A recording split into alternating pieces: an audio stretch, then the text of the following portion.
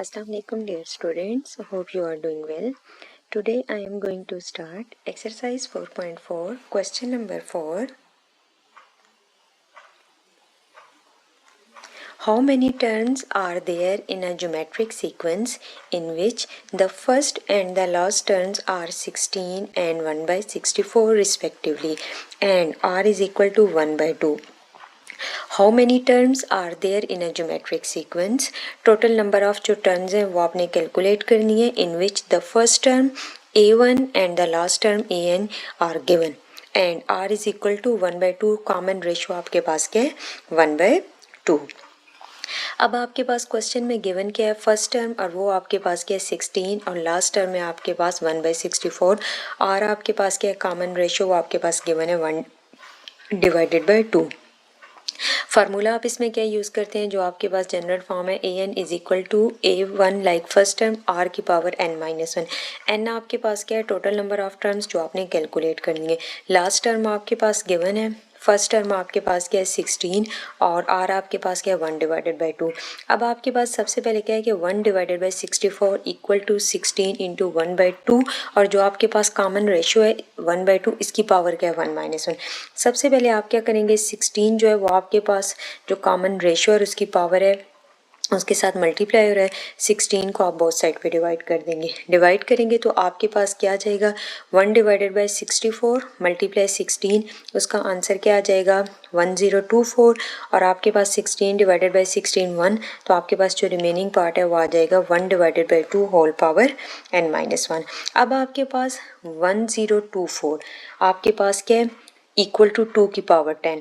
2 को अगर आप 10 टाइम मल्टीप्लाई करें तो आपके पास जो आंसर आता है वो आपके पास क्या है 1024 लाइक 1024.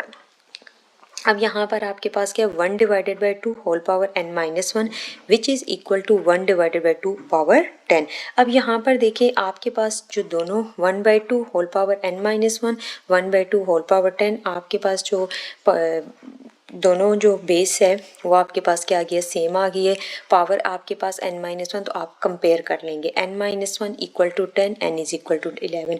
तो आपके पास फर्स्ट टर्म क्या है 16 लास्ट टर्म क्या है 1 डिवाइडेड बाई 64 आपके पास कॉमन रेशियो r क्या है 1 divided by 2 total number of terms आपके पास क्या है 11. तो आपके पास अगर फर्स्ट टर्म गिवन है लास्ट टर्म गिवन है कॉमन रेशियो गिवन है तो आप total number of terms calculate कर सकते हैं और आपके पास जो टोटल नंबर ऑफ टर्म्स आई हैं वो आपके पास क्या आएंगे 11 आइए. अभी आप इसी सीक्वेंस के अकॉर्डिंग सेकेंड टर्म भी कैलकुलेट कर सकते हैं. अब आपके पास सेकेंड टर्म कैसे आती है फॉर एग्जांपल ए एन को आप पुट कर दें 2 आपके पास a2 is equal to first term r की पावर 2 माइनस 1 तो आपके पास r की पावर 2 माइनस 1 1.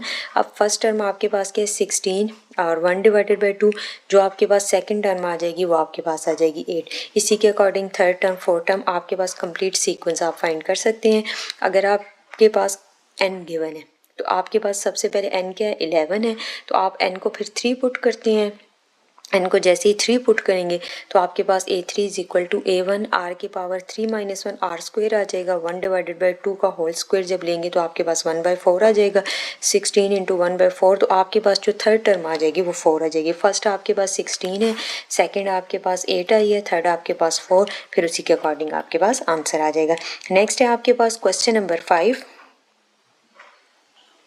क्वेश्चन नंबर 5 आपके पास गिवन है find the value of x so that x plus 7 x minus 3 x minus 8 form a 3 geometric sequence in the given order also given the sequence. अब आपके पास आपने calculate करनी है find the value of x so that आपके पास first term second term और third term आपके पास क्या form a 3 term in a geometric sequence.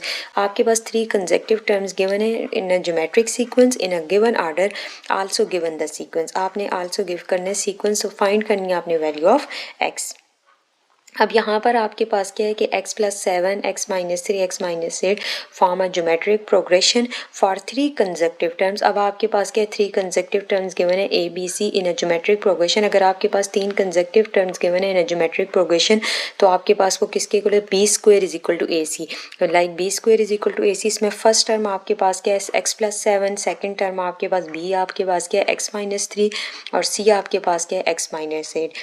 तो आपके पास कंडीशन क्या है कि मिडल टर्म लाइक बी आपके पास क्या है, बी का square equal to product of extreme. Like यहाँ पर आपके पास क्या होता है ना कि product of mean is equal to product of extreme, वो आपके पास प्रोपोर्शन के केस में। तो यहाँ पर आपके पास मिडिल टर्म क्या है, बी, उसका square equal to product of extreme, तो आपके पास ए और सी का स्क्वायर आ जाएगा। तो आपके पास ए आपके पास क्या है, x+7, बी आपके पास x-3, सी आपके पास x-8। तो आपके पास बी का स्क्वायर लेंगे x-3 whole square equal to x+7 into x-8, x-3 whole square, या आपके पास जो सेकंड फार्मूला है a-b होल स्क्वायर, इसका फार्मूला ओपन करेंगे, a square -2ab plus b square. तो आपके पास क्या आ जाएगा, x square -6x plus 9 equal to, यहाँ पर आपके पास x+7 इंटू x-8 आपके पास प्रोडक्ट में सबसे पहले x को मल्टीप्लाई करेंगे x-8 के साथ, फिर 7 को मल्टीप्लाई करेंगे x-8 के साथ। तो आपके पास जो आंसर आ जाएगा वो आ जाएगा एक्स स्क्वायर -x -56। तो नेक्स्ट आपके पास इसको सिंप्लीफाइड करेंगे तो आपके पास एक्स स्क्वायर कैंसिल हो जाएगा। यहाँ पर ये जो एक्स स्क्वायर है अगर आप इसको लेफ्ट हैंड साइड पे लाएंगे तो ये आपके पास माइनस हो जाएगा।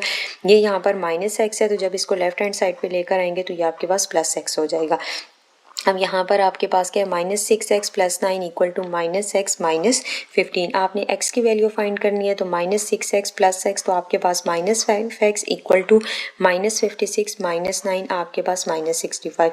माइनस माइनस कैंसिल हो जाएंगे, x is equal to 65 divided by 5, तो x का जो आंसर आ जाएगा वो आपके पास क्या आ जाएगा 13। अब आपके पास जो गिवन सीक्वेंस है वो आपके पास क्या है 20 15 5। ये आपको कैसे पता चले, अब यहाँ पर आपके पास x की वैल्यू आ गई है 13।